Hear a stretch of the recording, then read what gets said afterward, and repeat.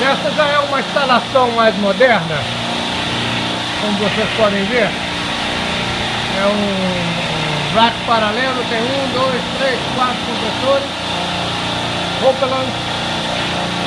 E a minha chamada aqui hoje foi por causa dessa luzinha aqui, ó. Tá vendo? Ela pisca, ela vem, ela vai.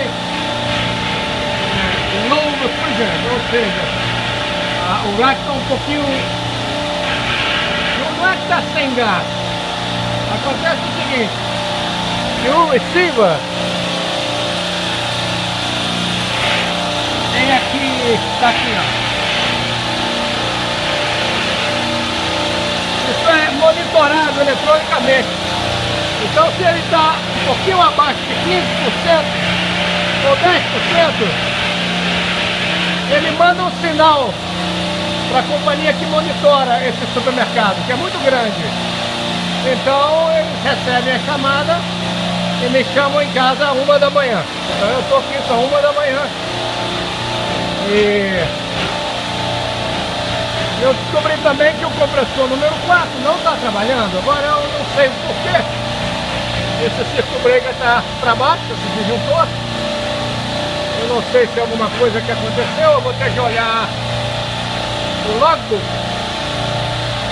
porque o que eu geralmente faço é, antes de eu botar isso para cima, eu procuro o logbook para ver o porquê que está para cima, para baixo, aliás. Se alguém, algum outro mecânico veio aqui e botou para baixo, está esperando alguma peça. Geralmente, às vezes, dá qualquer um piripaque aí, ele abaixa, entendeu? Às vezes esse disjuntor, ele começa a ficar mais fraco e abaixa. Mas isso eu quero ver aí.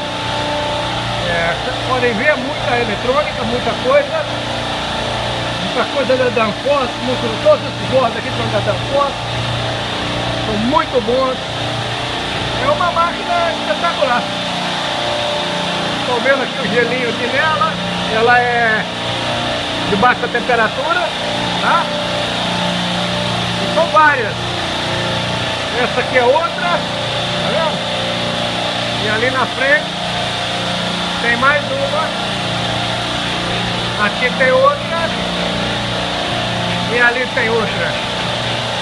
Então são vários racks. Agora você imagina o tamanho desse supermercado, né?